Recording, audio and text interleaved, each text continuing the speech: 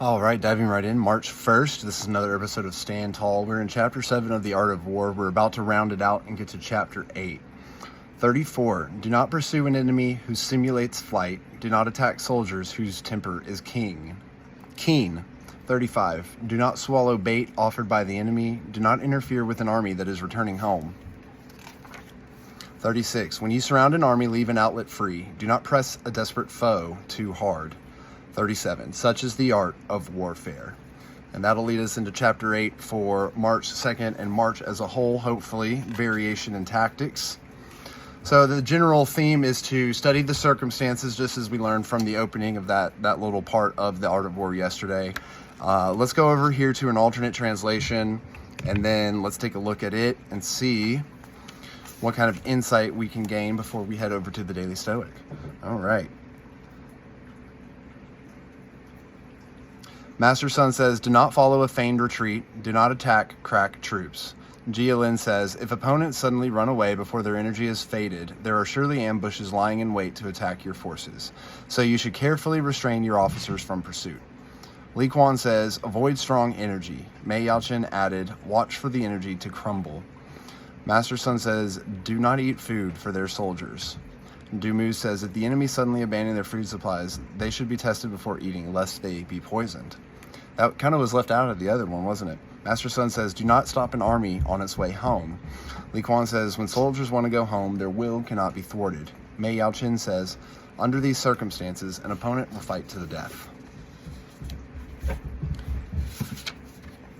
Master Sun says, an army must be given a way out. And Cao Cao says to this, the ancient rule of the charioteers says, surround them on three sides, leaving one side open to show them a way to life. Du Mu says, show them a way to life so that they will not be in the mood to fight to the death, and then you can take advantage of this to strike them. Master Sun says, do not press a desperate enemy. Mei Yaochen reflects on that one, saying, an exhausted animal will still fight as a matter of natural law. Zhang Yu says, if the opponents burn their boats, destroy their cooking pots, and come to fight it out once and for all, don't press them, for when animals are desperate, they thrash out wildly. Master Sun says, these are the rules of military operations. And this will lead us into Chapter 8, Adaptations. All right. And given all of that, let's couple it with studying the circumstances of the enemy with March 1st out of the Daily Stoic. So March is about awareness, which I think is pretty good. As the springtime arrives, we're awakening, we're becoming aware of ourselves again, we're awakening from the hibernation of the cold. March 1st from the Daily Stoic by Ryan Holiday and Stephen Hanselman, where philosophy begins. An important place to begin in philosophy is this, a clear perception of one's own ruling principle, the Picticus, Discourses 1.26.15. Philosophy is intimidating. Where does one start? With books? With lectures? With the sale of your worldly possessions?